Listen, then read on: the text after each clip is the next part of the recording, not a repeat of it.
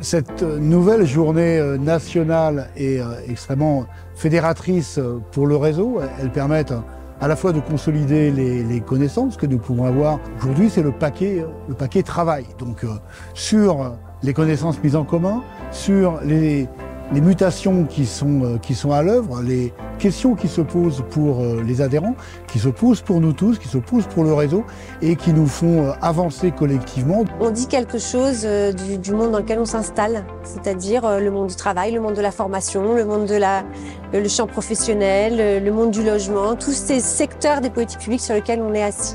Cette journée, elle est importante parce que quand on s'appelle foyer de jeunes travailleurs dans nos agréments et qu'on a une histoire et un travail au quotidien pour permettre aux jeunes d'accéder au travail, à la formation, de se déplacer d'un territoire à un autre pour accéder au travail et à l'emploi, bon, il fallait qu'on s'en parle collectivement, tout simplement. Une journée thématique sur le travail des jeunes qui est découpée en plusieurs temps.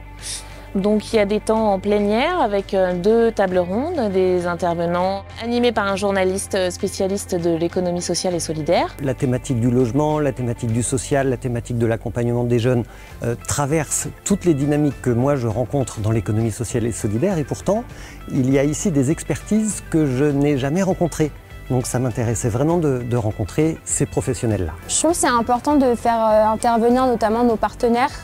Donc l'UNML, il y avait aussi France Travail et d'autres partenaires qui sont présents aujourd'hui qui n'étaient pas forcément à la table ronde de ce matin pour qu'on puisse aussi apprendre à mieux se connaître les uns les autres, qu'eux comprennent qu'est-ce que le périmètre Habitat Jeune, qu'est-ce qu'on fait, quelles sont les solutions déployées et que nous aussi on puisse envisager vers quel partenaire on peut se tourner. Ça nous permet aussi de réfléchir et de co-construire des nouvelles politiques publiques en faveur de la jeunesse que nous avons à accompagner ou à loger. En fait, ce qui m'a intéressé sur cette table ronde, c'est de voir la façon dont s'articulaient les différents propos des intervenants de la table ronde autour du monde du travail, dans les problématiques financières et de travail des jeunes qui ne peuvent pas accéder au logement à cause de leurs problématiques. On a des temps en atelier, donc là il y a 7 ateliers pour cette journée.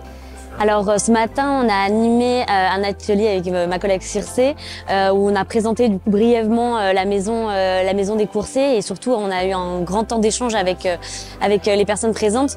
Animer un atelier en duo, ça nous permettait de répondre aux différentes problématiques qu'on avait. Étant donné que l'ubérisation, ça a des impacts sur énormément d'aspects, ça permettait qu'on n'oublie rien et puis aussi d'avoir un atelier un peu plus interactif. Les ateliers, ils ont vraiment pour vocation de permettre à des personnes qui ne connaissent pas les initiatives de les découvrir. De découvrir qu'est-ce qui se fait sur les autres territoires, de se donner de l'énergie, de se donner des savoirs, des tips sur comment agir soi-même sur son territoire. Donc ça, c'est la première raison.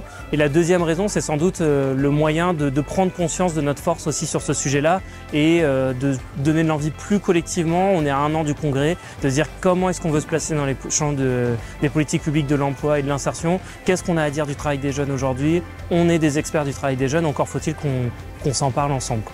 Si je devais décrire cette journée en un seul mot, ce serait transversalité. Il neige. Je vous dirais gloire au travail. Je dirais ensemble. Enrichissant. Le travail.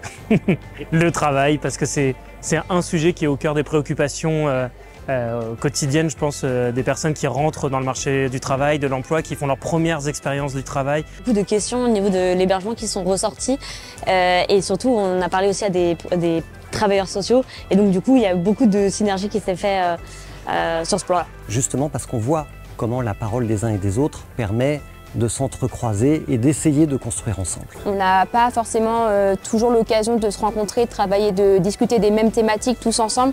Donc je trouve que c'est important d'avoir des moments comme ça. La neige, c'est la blancheur, c'est aussi un peu la magie de Noël. Et donc c'est peut-être un signe pour cette journée nationale. Et cette journée, c'est la réaffirmation du fait que l'Union des foyers jeunes travailleurs est devenue l'Union nationale pour l'habitat des jeunes.